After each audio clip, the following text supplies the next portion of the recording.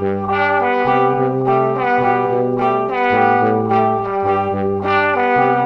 right, let's jump right in. We're diving deep into The Tomato Queen, and this project just oozes potential. Drama, music, a setting so vivid you can practically taste it in New Orleans. It's going to be a wild ride. And we've got the inside scoop, character profiles, budget breakdowns, even some background on the writer. This is more than just a script. It's a whole world waiting to be explored. You know, the thing that grabs me right off the bat is how New Orleans isn't just a backdrop here.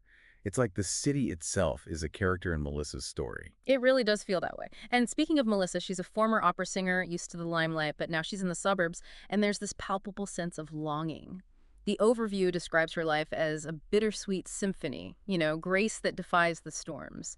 What kind of sweet and bitter notes do you think we're hearing from her past? That's a really good question. It definitely points to a past filled with highs and lows.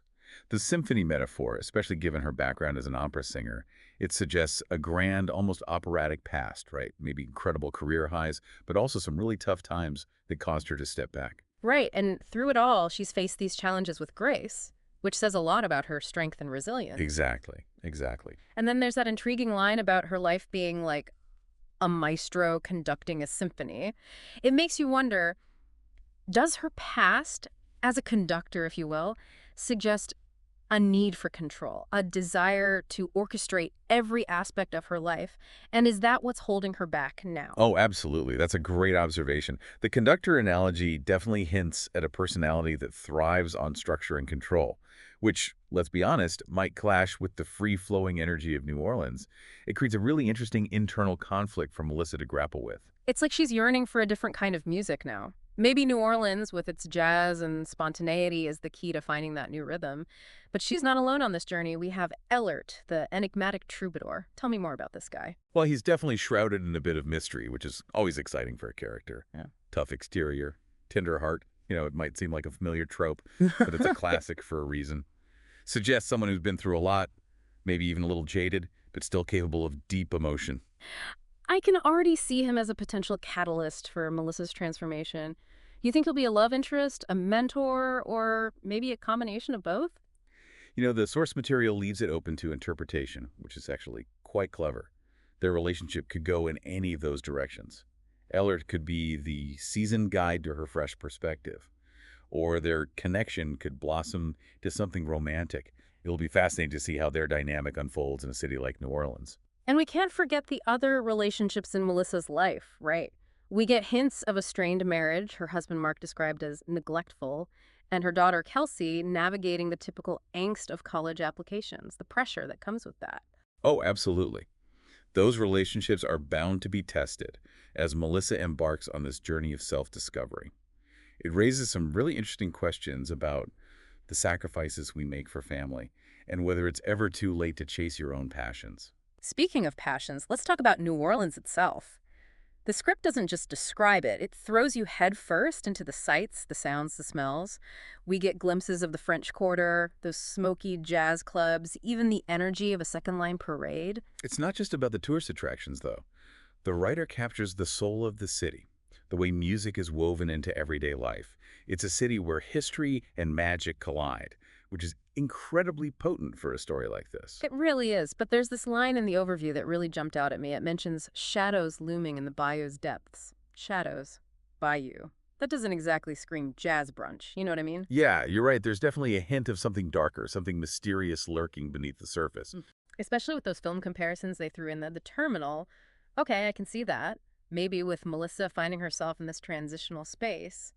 But Dead Man Walking, now that's a whole different vibe. Totally different vibe. It makes you wonder what secrets might be hidden beneath this vibrant celebratory facade. Is it connected to Ehlert's past? Or maybe something even darker within Melissa herself? Oh, I hadn't even considered it being internal. Maybe those shadows are her own doubts, her own fears, holding her back from really embracing this new chapter. It's definitely possible. Remember that line about a cacophony of doubt and despair threatening to consume her?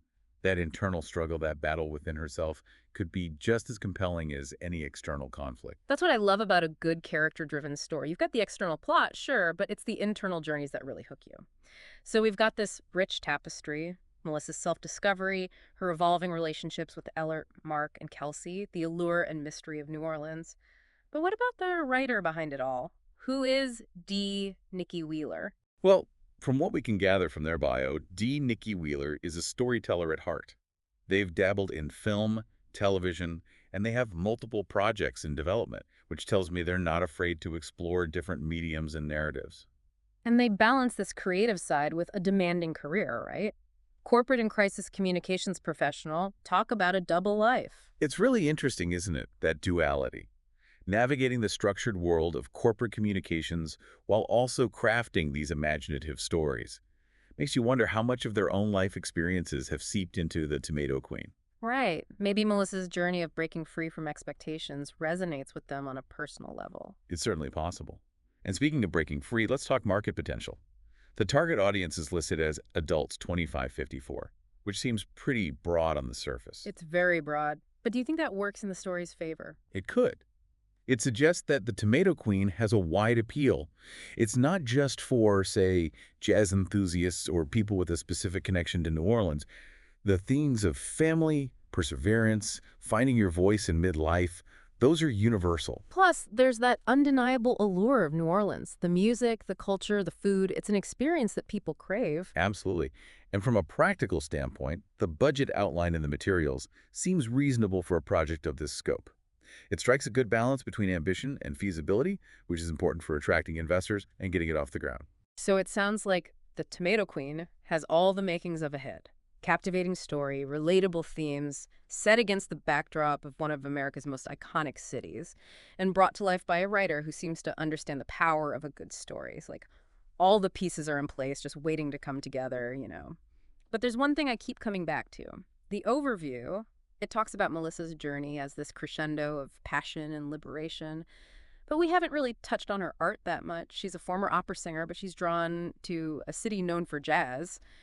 What do you think? Will we see her return to the stage, or will New Orleans awaken some other creative outlet in her? That's the big question, isn't it? And I think it gets to the heart of what this story is really about. Transformation. It's not just about running away from one life to another. It's about figuring out who you are at your core. Hmm. And New Orleans, with that incredible music scene, it could be the push Melissa needs to find her true voice. Maybe it's opera, maybe it's jazz, maybe it's something else entirely. Imagine her blending those genres. I can picture it now. A dimly lit jazz club, the air buzzing with anticipation, and Melissa takes the stage. Her voice, this powerhouse blend of operatic training and soulful improvisation. Oh, now that's a scene I'd love to see. It really speaks to the transformative power of place, wouldn't you say? The way New Orleans can push you outside your comfort zone, make you question everything you thought you knew about yourself. Wow, wouldn't that be something? To rediscover yourself amidst all that energy, the music spilling out of every doorway, history whispering on every street corner. This deep dive has been quite a journey.